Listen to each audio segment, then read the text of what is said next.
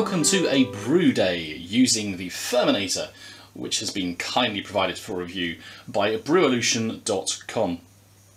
Now, you might remember from our previous video last week that we did a full unboxing and a look at the Ferminator and constructing it together with those extra the extra sections that make it just that little bit bigger for those larger fermentation vessels.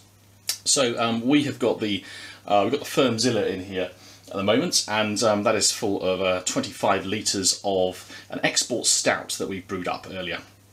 And it's at the right temperature, so we've added our yeast, we're all set, ready to go. The airlock's got some water in it, and basically we're ready to construct the Ferminator now, and to completely seal in the Fermzilla here.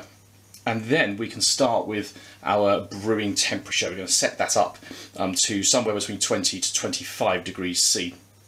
And we'll also comment on how long it takes to reach that temperature as well, as that is critical too. You don't want your initial start temperature to start to fall rapidly, and hopefully it won't do that once we put the Ferminator together and turn on the temperature control unit.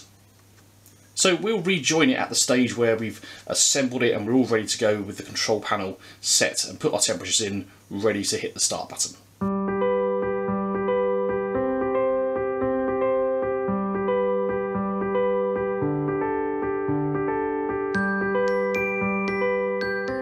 So we're now at the stage where the Fermzilla is safely encased inside the Ferminator now. So we're ready to set up our temperature for fermentation and then to hit the start button. Now, if you remember from our previous video, the control panel itself is really straightforward to use. You've got two temperature values here. The top one is the set temperature value. That's the temperature at which you want the Ferminator to realise and to maintain throughout the fermentation process. You've also got the actual temperature as measured by the external temperature probe, which we have sellotaped onto the side of the Fermzilla. I'm sure that could also be placed inside the liquid should you choose. You've also got a fan speed setting here, and there's 3 incremental bars at the top of which it shows what speed it's at. So currently we've got the fan speed at the maximum. That should enable the Ferminator to reach the temperature quicker, and the only trade-off there is a slightly louder volume from the fan itself. We're going to set our fermentation temperature at 25. So you simply press the plus button and it goes up in 0.5 degrees C increments. There we go. And then it's simply a case of pressing the start button. So you can hear a little bit of sound there as the fans start to kick in. And you'll notice that the icon here has changed to 3 wavy lines, which indicates that heating is taking place. Now we're going to check back on this periodically to see how long it takes to get to 25 degrees C. It's currently at 22.1, so we'll see how long that whole process takes. In the end, we did actually decide to sanitize the temperature probe and put it into the liquid itself, because the probe was clearly measuring the air temperature and that was increasing far too rapidly. So now it's inside the liquid, it should give us a more realistic temperature. So overall, it took just under 2 hours for it to reach that temperature.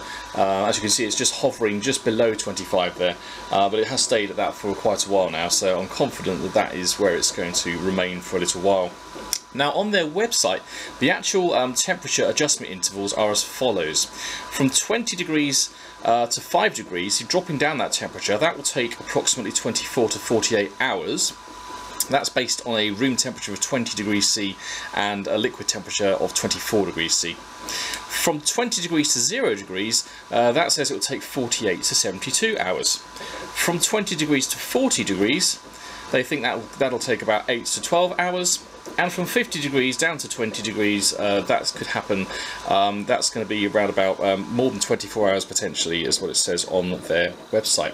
Now the fan has just quietened down there, so that does suggest that we have, in fact, indeed, we have just reached the actual temperature there, so that's great. Now hopefully that's going to maintain that. We will keep checking back on it, of course. And the real proof is going to be in the tasting of the homebrew at the end of the fermentation.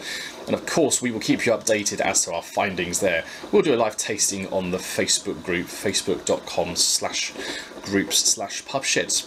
Now, if you haven't already, subscribe to us today at youtube.com/c/pubsheds to stay updated to the latest pubsheds and homebrew related video content. And if you hit the notification icon, then you'll be able to also be informed as to when new content comes out.